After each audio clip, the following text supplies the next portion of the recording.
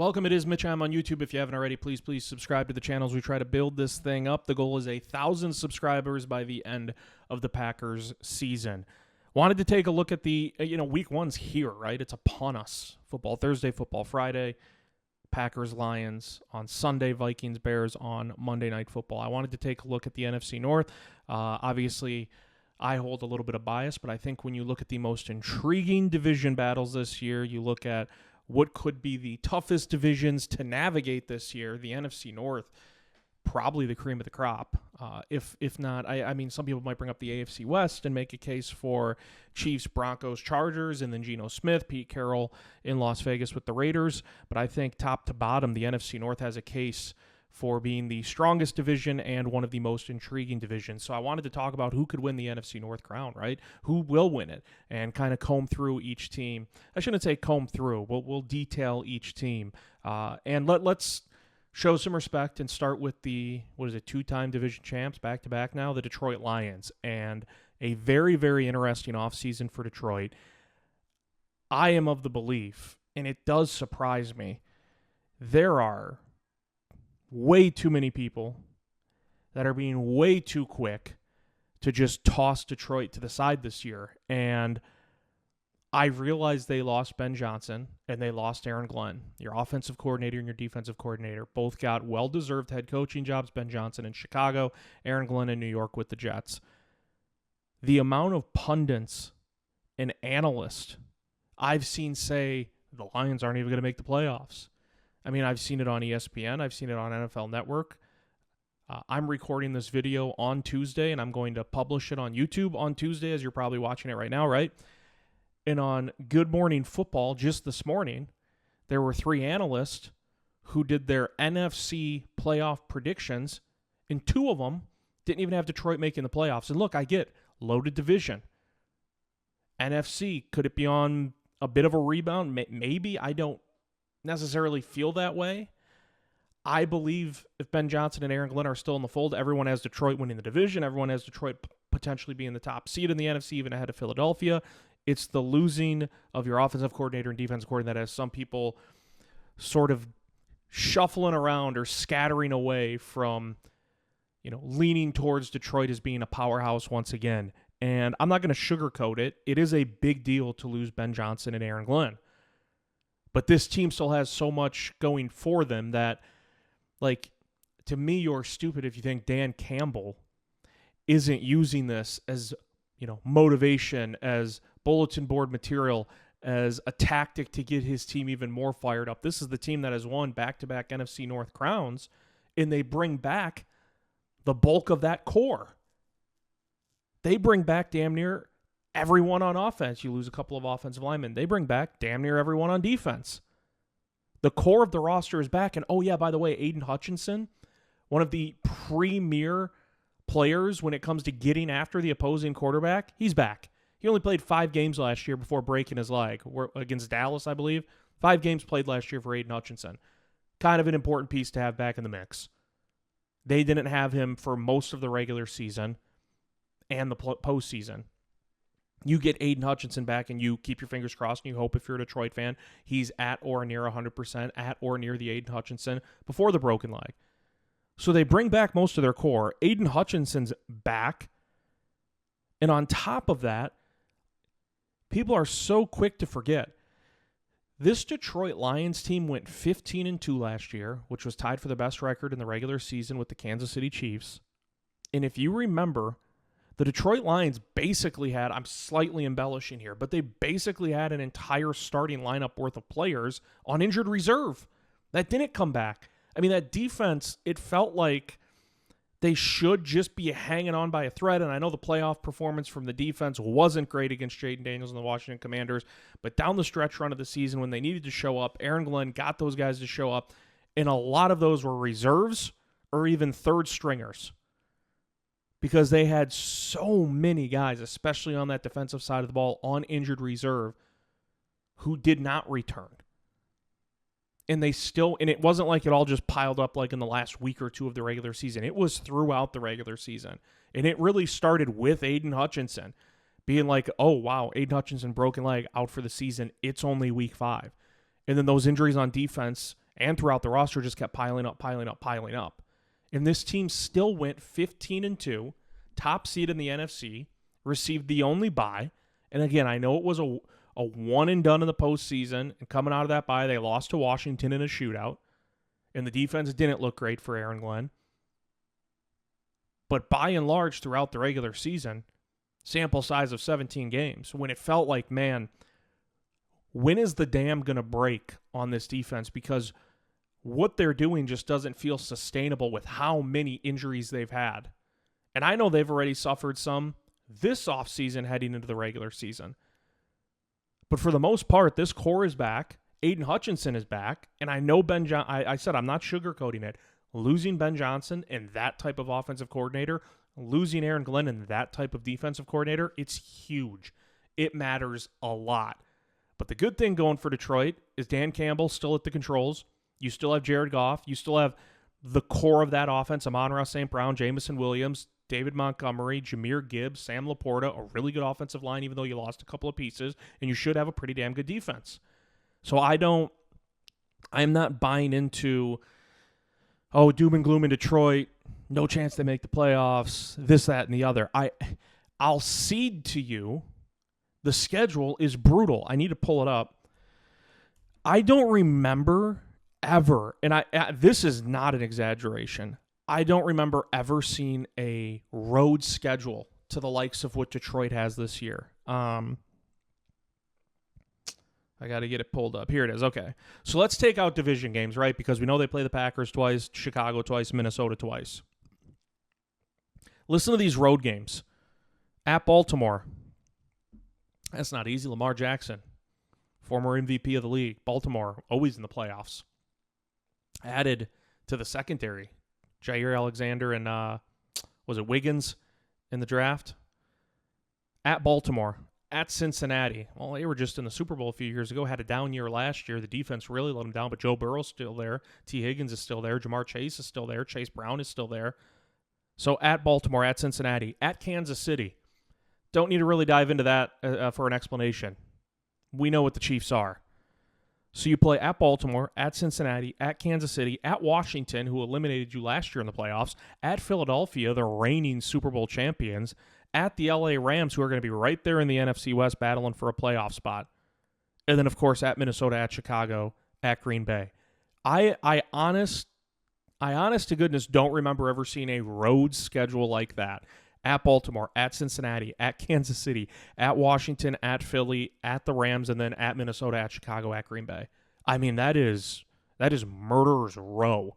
Now, the lenient side, there's certainly some home games you look at and think, okay, they should win those. Like they have the Browns at home, you would assume they win that. They have the Giants at home, you would assume they win that. I don't know what to make of Dallas after the Micah Parsons trade. I've always liked Dak, but I'm not like banging on the door saying he's a superstar, he's an all-pro, he can lead a franchise to a Super Bowl. But I like Dak Prescott. But certainly Detroit has them at home. You would think that's a very winnable game for the Lions. So there are some home games you look at, and I'll never say there's layups or gimmies in the NFL. I don't do that. College football I do, NFL I don't. But there's some games you can slot in, and you say, health pending for Detroit, very winnable games at home. But on the road, it's like, is anyone going to be surprised if they lose at Baltimore? No. Is anyone going to be surprised if they lose at Cincinnati? No. Is anyone going to be surprised if they lose at Kansas City? No. And the list goes on at Washington, at Philly, at LA. Like, those are brutal road games. All of them were playoff teams last year except for Cincinnati, and Cincinnati should be right back in the mix this year. And so if your logic and your reasoning is, if your premise is, I don't think the Lions are going to make the playoffs, and your reasoning is they lost Ben Johnson and Eric Glenn, that's where you lose me, because I'm like, it matters a ton. Green Bay's getting them at a great time, I believe, week one. Green Bay's getting Detroit at a time where it is going to be a sort of a feel-out process with a new OC and a new DC. It's different, going through that in training camp and preseason, and then live game, regular season action, that matters. That holds a ton of weight. That holds all the weight, right? And so Green Bay gets them right out of the chute in week one. I do think the Packers are getting the Lions at a good time. I do believe, we all know this, losing Glenn and Ben Johnson is a big deal. But when you bring back the core of your roster, Dan Campbell's still in charge, and he's the master motivator. And you hope to have the tacticians in place now at OC and DC. If your premise again is Detroit is not making the playoffs because Ben Johnson and Aaron Glenn are gone. I can't hear that out. If your premise is I don't think the Lions are going to make the playoffs, and it's because holy crap, look at that schedule on the road. Look at that schedule as a whole. Then I'll be like, okay, kind of make like that I will listen to because the schedule is absolutely brutal. But I still don't like Detroit is not going to fall off a cliff. Dan Campbell is still pushing the buttons. And so if you ask me, hey, who's going to take the NFC North crown? And we're breaking this down team by team. Could Detroit win it? Yes. Detroit could absolutely win the NFC North. And again, we'll get to a fuller picture of it and a prediction at the end. Let's go to Chicago. By the way, it is Mitch. I'm on YouTube. Please subscribe if you haven't already. Always appreciative of all the support. Chicago had a busy offseason. They usually do. And Ben Johnson comes in as head coach. And this, I will say this. Chicago, I'm trying to figure out how I want to phrase this.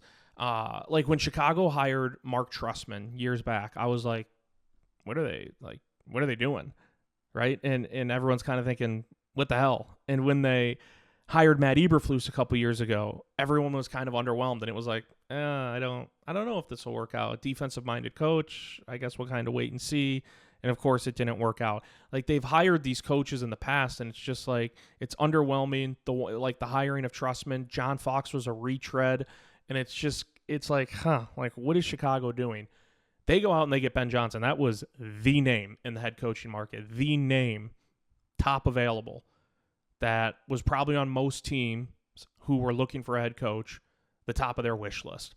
And so I will start by saying, if Ben Johnson doesn't work out in Chicago, and 3-4 years from now we look back and it just didn't work out, nobody will look back and say, man, you remember when the Bears hired Ben Johnson? What the hell were they thinking? No, because this is unanimous. This is almost an objective view that, hey, the Bears got the guy that most would be going for if it was looking for a head coach, even those teams that were looking for a head coach. And so you can look back at the Trestman hire and think, wow, that was weird. Clearly it didn't work out. You can look back at the John Fox hire and be like, yeah, that didn't pump a lot of energy into the fan base or the franchise. And you can look at the Matt Eberflus hire and say the same thing. The Ben Johnson hire, nobody can ever look back at it, even if it doesn't work out, and say, wow, the Bears got that so wrong. Like, what were they thinking hiring this guy? Because he was the hot commodity name. And so to me, the Bears deserve credit for that. That on the surface, we don't know how it's going to look, but they got it right from the perspective of it wasn't random outside hire. It wasn't retread name. It wasn't Mark Trestman. I keep going back to that because that was one that really confused me. This was the name that most wanted. And the Bears, the overwhelming majority wanted. And the Bears nailed it. They landed Ben Johnson. So I give them credit for that. I also give them credit for looking at their second-year quarterback, Caleb Williams, and Chicago with Ryan Poles at GM. They could have looked around and they could have said, you know what? We've got DJ Moore. We took Rome Odunze in the first round last year. We got Cole Kmet. We got to work on the offensive line. We really like where our defense is at. Let's keep building, maybe a couple pieces here and there on defense. Maybe we figure out a little bit more on the offensive line. Like, what Chicago could have done this offseason in the draft could have gone a lot of different directions. And instead, I think they deserve credit because they looked around and they said, we just got Caleb Williams, Ben Johnson. We believe that's the solution. Let's really pack a punch here and go out and add even more weapons. Let's make Caleb Williams more comfortable. Let's make his life even easier. And they go out and they take Colston Loveland in the first round out of Michigan, who it was a surprise to me that he went before Warren went, but different discussion for a different day. And then in the second round, they're like, screw it. Let's take Luther Burden out of Missouri, a bit of a polarizing prospect. But Luther Burden, you watch the tape and it pops, right, with Luther Burden. And so last year, Rome Odunze in the first round, along with Caleb. This year, a tight end in Colston Loveland and a wide receiver in Luther Burden, rounds 1 and 2. And to me, I love that. When you have a young quarterback on a rookie deal, surround him with all the talent possible. And the Bears did it with the skills, with the weapons via the draft. And then in free agency, in the trade market, they went out and attacked the offensive line. They looked last year and they're like, look, we got to keep this dude upright. He's mobile. He's agile, right? He can scramble outside of the pocket. He has a lot of those backyard football type plays. But Chicago's looking around and they're like, even with Ben Johnson, we think that will alleviate a lot of the pressure. That will help us find a lot of these solutions, we need to figure things out up front. Caleb Williams was sacked 68 times last year. Here's two-time All-Pro Joe Thuney, who we traded for. And by the way, Joe Thuney has only missed 2 games in his 9-year career. Former All-Pro. Here's Jonah Jackson, who we traded for. Probably going to start. At worst, that's a depth piece. Here's a new center in Drew Dahlman, who was the top center in the free agent market this offseason. So the Bears really pushed a majority of their chips in saying, we are going to make sure if this Caleb Williams thing doesn't work out for some reason, it is not because of negligence on our part. It is not because we aren't surrounding him with enough. Caleb Williams now has more than enough. And maybe you still have a question at running back. DeAndre Swift's a good running back. Is he a top tier, second tier running back? No, but DeAndre Swift's good. And I think in an ideal world, Ashton Genty drops to the Bears and they turn in that card as fast as they can in April. It didn't happen that way. He went earlier in the first round to the Raiders. But this offense, you look at it now and it's like, wow, there's a lot of quarterbacks envious of the position Caleb Williams is in. Ben Johnson as the head coach. Took a wide receiver in the first round last year. Took a tight end in the first round this year. Took a wide receiver in the second round this year. And on top of that, you already have DJ Moore. And then they looked at their offensive line and they're like, look, this is supposed to be our franchise. This is our face of the franchise in Caleb Williams. He was sacked 68 times last year. Joe Thuney, former All-Pro, here you go. Never misses games. Jonah Jackson, here you go. Drew Dahlman, best center on the market, here you go. Chicago is doing everything possible to surround Caleb Williams with everything he'll need and then some. And so it's hard to not, hat tip the brain trust in Chicago for how they've orchestrated things so far this offseason, because how they've orchestrated things is with one goal in mind, and that is get Caleb everything he could possibly need and watch him take off and watch him ascend. And that is the hope that Chicago has with Caleb Williams. And I mentioned with Ben Johnson, if it doesn't work out, for some reason, nobody's ever going to look back and blame Chicago for making that hire. Caleb is still going to have to continue to have a lot coached out of him, I believe. Some bad habits, some bad tendencies, and that came with the regime that was there last year and sort of kind of how things went at USC. And that's not faulting the staff at USC, but Caleb Williams, I think Lincoln Riley's a great coach. I'll just say that, or a really good coach at USC. But Caleb Williams had a tendency to lean on trying to make these hocus pocus plays breaking down. I'm going to turn my back away from the play and scramble back 8-9 yards and then scramble outside the pocket and then try to zip one cross body 30 yards down the field. And when you're USC and you have all these 4- and 5-star recruits and you have all this talent, you have Lincoln Riley calling the plays and dialing things up, and you have the arm talent of Caleb Williams, you can get away with that at times in college. In the NFL, it's just a different beast. And the 68 sacks last year, a lot of that you can blame on the offensive line. Some of that does go on Caleb Williams for not biting the bullet sometimes when it's like nothing is there. I'm not going to pile on and potentially make a situation worse. And it's just that sort of competitive nature in him. And you don't want to take that out of Caleb Williams, but he does need to have some of these habits still sort of drilled out of his brain as Ben Johnson hammers home the quarterback that he's trying to build for his system. And Jared Goff was so damn good for that system that Ben Johnson had in Detroit. He was on time. He was precise. He was confident. And Jared Goff was that fit for Ben Johnson. Caleb needs less backyard football plays and more within the system plays as Ben Johnson takes over. I don't think you can argue that Chicago isn't a team trending in the right direction because, again, a lot of the levers they pulled this offseason, at least on the surface, were the right ones. The ceiling for this year to me, I'd say wild card. I just when it comes down to it, this division with Detroit, Green Bay, and we'll get to Minnesota in a second here, at their max out for Chicago, and some people might roll their eyes at this, at their max out, their ceiling, I don't see them winning in the division in 2025, but I can certainly see if if a lot of things go right, and if the Ben Johnson hire proved to be a good one, and all these weapons they have surrounding Caleb Williams, and now a competent, potent offensive line, yes, Chicago can go to the playoffs with one of the wild card spots. I don't see all of it coming together so quickly, so precisely in this division that they would take the NFC North in 2025. But the Bears, you can't say the Bears are heading in the wrong direction, because a lot of the moves they made, starting with Ben Johnson this offseason, are moves that you or I would have made, or all these analysts and pundits would have made too. Mitch, I'm on YouTube. Please click the subscribe button. The goal is 1,000 by the end of the season, by the end of the postseason in the National Football League. NFC North, who's going to take the crown? Who's in contention? I say Detroit absolutely can. We'll finish it up in a bit. I say the Bears can be a playoff team. NFC North, I don't see it this year. Vikings.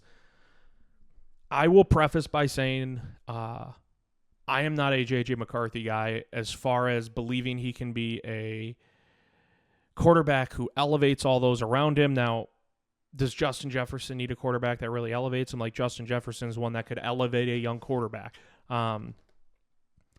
I was not a huge J.J. McCarthy guy at Michigan, and I'll get to that. And I know a lot of Vikings fans are going to be pissed about this if they're Vikings fans watching this. I get that.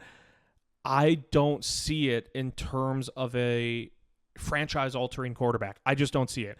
But we don't know. Like, we're all guessing to an extent at this point. Like, you could watch what he did at Michigan. You can watch what he did this offseason in training camp and in the limited time he was on the field during the preseason. Like, and you can try to mold your own opinion and your own take on what J.J. McCarthy will be. And that's why, like, we don't even know what Caleb Williams is yet. I would say this. Jordan Love is entering his third year as a starter, sixth year in the league, and third as a starter. And Jordan Love has led the Packers to back-to-back playoff appearances in his first 2 years. I don't think we even have a grasp on what Jordan Love is. Like, is Jordan Love going to be a superstar franchise-altering quarterback, or is he going to be slightly above league average, needs a good amount of weapons around him, needs a good defense, needs a good system, needs a guy like Matt LaFleur? Like, Jared Goff, at this point, you know what you're getting in Jared Goff. It's really sound, good, competent quarterback play. And could Jared Goff lead a team to a Super Bowl? I think if the right pieces are around him, yes. We saw him reach one with the Rams when he was with Sean McVay. We saw him go 15-2 last year as the maestro under center for Detroit. I think if the pieces are in place around Jared Goff, he can win a Super Bowl. I can't say that yet about Jordan Love. I can't say that yet about Caleb Williams. I don't know that yet about J.J. McCarthy. But I will say, even coming out of college, I was not, when he was coming out of college, I was not a J.J. McCarthy guy. However, I will add this in as a caveat. When you have the weapons he does, and you have the coach that he does in Kevin O'Connell, to me, it is almost impossible to just completely flake, to just completely sputter out. So, no, I'm not going to sit here today and say J.J. McCarthy is going to be a bust. He's not going to amount to anything in the NFL, because I don't think J.J. McCarthy is going to be a bust. He is in a great situation. He is in a tremendous situation in Minnesota. I look back at college, and some of this just isn't his fault. He was not asked to do much at Michigan with Jim Harbaugh. He was not asked to do much, and that concerns me. It might not you, but it does concern me. His last year with the Wolverines, when they won the national title, huge game that November. 9-0 Michigan, 8-1 Penn State. J.J. McCarthy started that game. J.J. McCarthy finished that game. He was not hurt at any point during that game. J.J. McCarthy was 7 of 8 passing for 60 yards. Michigan finished that game against Penn State again, 9-0 Wolverines, 8-1 Nittany Lions in Happy Valley. J.J. McCarthy had 8 pass attempts. Michigan ran it 44 times to the tune of a 24-15 win. So it was not a blowout. It was a game that hung in the balance for most of it. It wasn't like Michigan got up 21 and said, let's just run this clock out. Close game, Happy Valley, 24-15, 44 runs, 8 pass attempts for J.J. McCarthy. National championship game against Washington. 10 for 18, 140 yards, 0 touchdowns. J.J. McCarthy at Michigan, to me, did not elevate players around him. He was not the sole reason or the primary reason Michigan was winning games. I hate using the label game manager, but man, Harbaugh needed one of those at Michigan because they had so much in place. Basically, like, dude, if you don't go out and throw a couple of just dumb interceptions, make a couple dumb reads, we're going to win more times than not because of that defense, this run game, that offensive line. Michigan's roster was that filled out. It was that good. One of the biggest games in the regular season that year at Penn State, 9-0, Michigan, 8-1, Penn State. J.J. McCarthy, 7 for 8, 60 yards, 44 runs, 8 passes. And again, he's not the one calling the play, so I can't blame him for that. But national championship against Washington, 10 for 18, 140 yards, 0 touchdowns. They didn't need J.J. McCarthy to be great. They didn't lean on him. They didn't rely on him in many of those big games. Now, part of this is that system that they had with Harbaugh. I just don't see it translating for McCarthy. But again, he is in a tremendous spot. And maybe this will help some of you out too, so you know I'm not being biased. When the Bears drafted Mitchell Trubisky quite a few years ago, when the Bears traded up to draft Mitchell Trubisky, as a Packers guy, I literally was like, whatever. Whatever. When the Bears drafted Caleb Williams, my thought was literally, oh, shit, I think they got a good one. And I still believe that. I was like, I think they got a good one in Caleb Williams, but I'm not certain. Time will tell. When the Vikings drafted McCarthy, similar reaction to when the Bears took Trubisky. I was like, yeah, whatever. But what did have me worried is what Sam Darnold came in and did last year. Because when the Vikings got Sam Darnold, I was dead wrong. When the Vikings got Sam Darnold last year, I was like, doesn't move the needle for me. Sam Darnold went out and had the best season of his career by far, not even close. And I thought, Sam Darnold, And that was a reclamation project by Kevin O'Connell, that staff in Minnesota. Kevin O'Connell is an incredible head coach. You have in Minnesota who I believe, and I know Jamar Chase exists, I know CeeDee Lamb exists. Minnesota has who I believe is the best damn wide receiver going right now in the NFL in Justin Jefferson. And you have a damn good defensive coordinator in Brian Flores, who there aren't many defensive coordinators that can do more with less. And I'm not talking about the Vikings defense specifically, but you could hand Brian Flores a damn near empty cupboard, and he's going to turn it into a good product. That's just what he does. And so Brian Flores was a guy last year when he got a couple of those interviews as head coach. Again, as a Packers guy, I was like, I hope he lands a head coaching gig because I wanted him the hell out of the NFC North. He's a really good defensive coordinator. The Vikings will be hanging around. I don't see them winning the division this year. And again, that's just my thoughts on J.J. McCarthy, but he's not going to be a bust. I don't think he's not going to completely, tailspin into oblivion because I don't think that's possible with Minnesota's structure, with Kevin O'Connell, with Justin Jefferson, Jordan Addison, T.J. Hawkinson, the veteran Aaron Jones, and a pretty good offensive line led by Darisaw. So the Vikings, to me, I look at them like the Bears. The ceiling, the max out would be a wild card. I can't see them winning the division. And I might be way wrong on that, but I've never been a J.J. McCarthy guy. Some of it's not his fault. He was not asked to really carry that team at Michigan a whole lot. And the arm talent wasn't great enough. We were like, man, despite that, this dude's arm is undeniably incredible, undeniably great. We'll see. And I might have to eat crow. I had to eat crow last year with Sam Darnold. When the Vikings got him, I was like, that doesn't do much. That doesn't, inflict fear into me. And then Sam Darnold rolls into Green Bay in week 4 last year, shreds that defense at the first half. The Vikings hang on late, and they beat the Packers again later on in the year in Minnesota. So, yeah, I was wrong about Sam Darnold. I could be wrong about J.J. McCarthy. I just don't see it in terms of they got their guy. This is a franchise-altering quarterback. I don't see that in McCarthy. Let's finish up with the Packers. And Mitch, I'm on YouTube. I'm going to say it again. Please, it takes 2 seconds. It costs you nothing. Just click the subscribe button. It helps out immensely. We'll finish with the Packers. And, last week was exciting.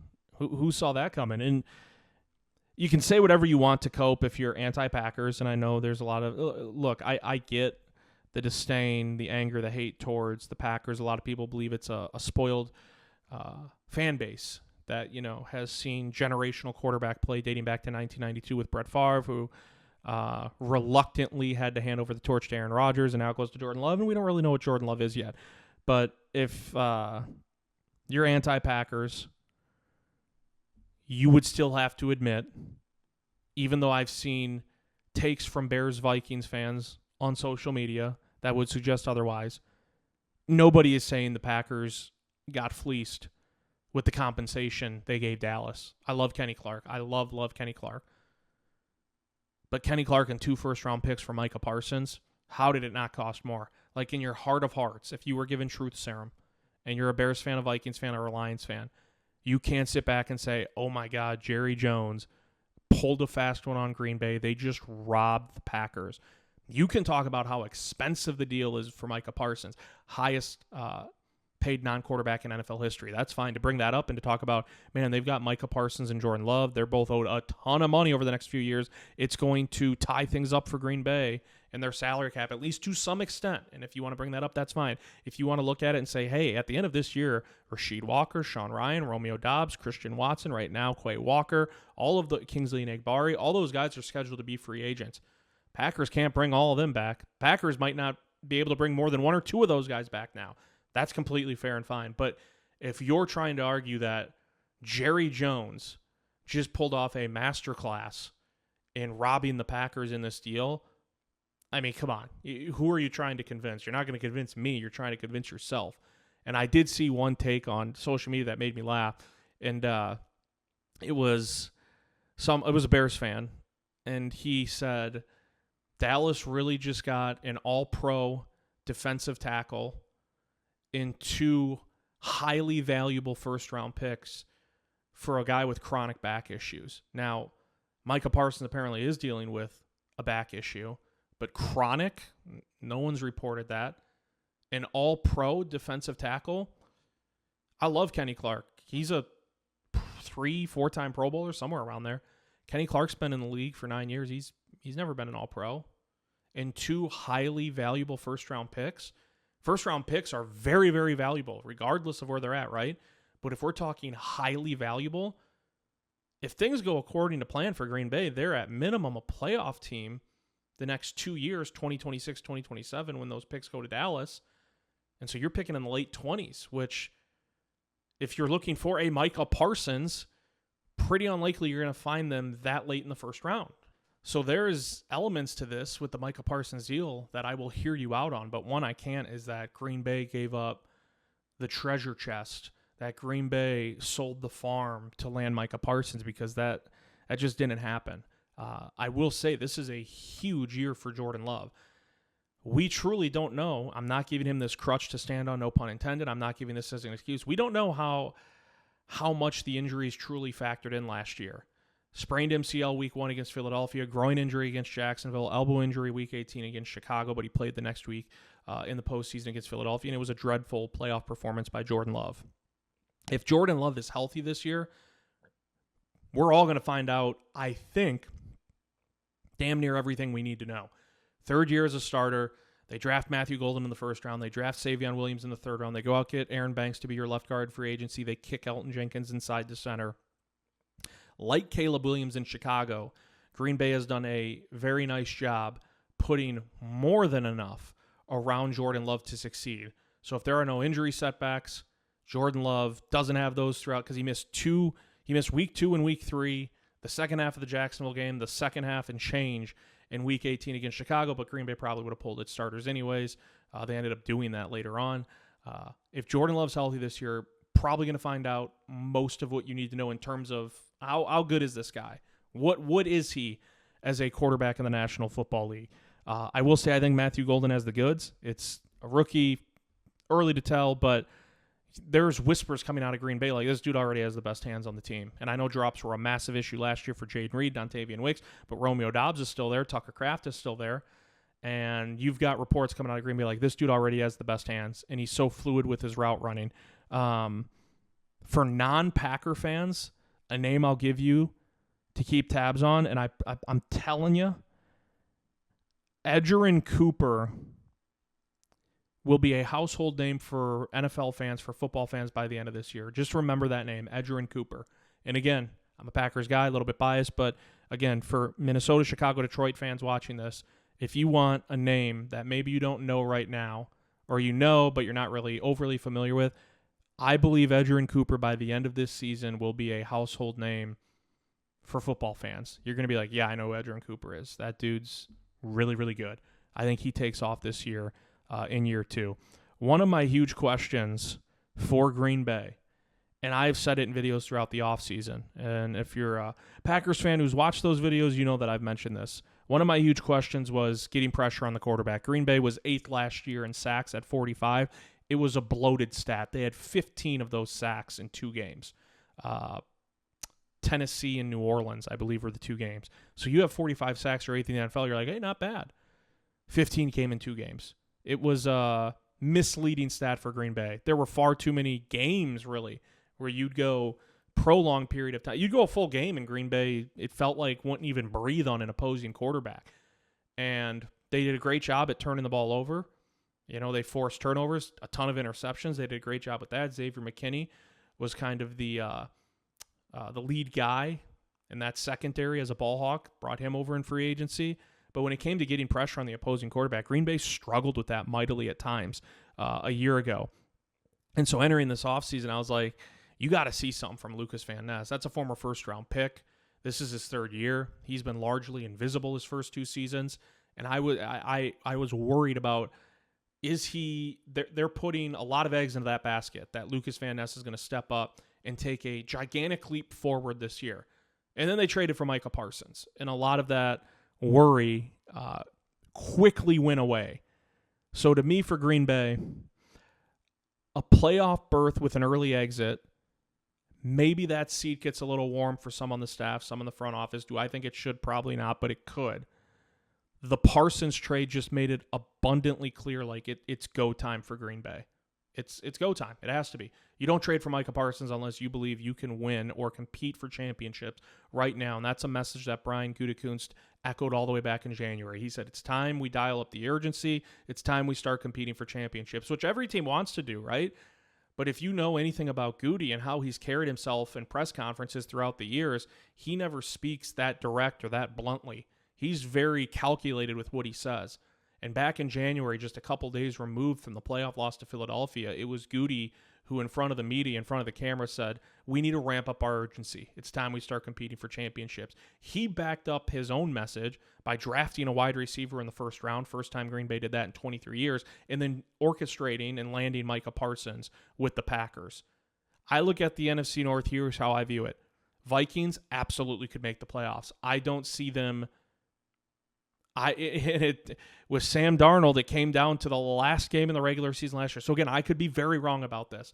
To me, the ceiling for the Vikings is getting a wild card spot, going to the playoffs, and then seeing what happens. Same with Chicago. I don't think Minnesota or Chicago will rise to the point where they're ahead of both Green Bay and Detroit. Maybe one. You know, we don't know how injuries are going to play a factor in the season for all these teams, and they always do. But I could see Minnesota and or Chicago making the playoffs as a wild card spot. When it comes to who could win the NFC North, to me, it's going to come down to Detroit and Green Bay, and that's why this Week 1 matchup is incredibly massive. And I need to pull up Green Bay's schedule because Green Bay went 1-5 in the division last year, and if it didn't block a field goal as time expired in Chicago, the Packers would have gone 0-6 in the division. And one thing I found fascinating, and I have it in front of me now.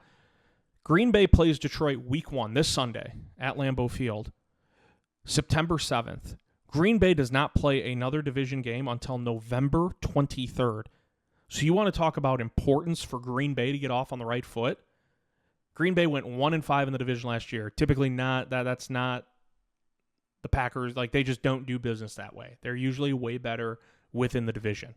1-5 last year very easily could have been 0-6. They get Detroit, the back-to-back NFC North champs. The odds makers would also reflect Green Bay's a slight favorite to win the division after the Michael Parsons trade, but Detroit's right there, and then it's Minnesota, and then it's Chicago. And that's how I see it playing out. It's going to be tight between Green Bay and Detroit, but don't forget about Minnesota and Chicago. They could both be wild card teams. But you get Detroit Week 1, and then your next division game is Week 12, but it starts a span of 3 straight division games in 4 and 5 weeks. In Week 12, Green Bay hosts Minnesota. Then they have a short week. They play at Detroit on Thanksgiving, and then they get, because they play on Thanksgiving, a few extra days off before they welcome in Chicago. And then you have at Denver, and then you're at Chicago. So you want to talk about a team that is well aware they went 1-5 in the division last year, and they're starting with the 2-time back-to-back division champs in Detroit. Then there's a really long break before it is critical for Green Bay, and you're at home to get off on the right foot against the Lions. But you know Dan Campbell is going to come in guns a-blazing. And to me, this week 1 matchup will carry a lot of weight in who could potentially win the division, and I think it will come down to those 2 teams and the Lions and the Packers. Let me know what you guys and gals think. I'm always appreciative of all the support. It is Mitch. I'm on YouTube. Please click the subscribe button. We'll see you next time.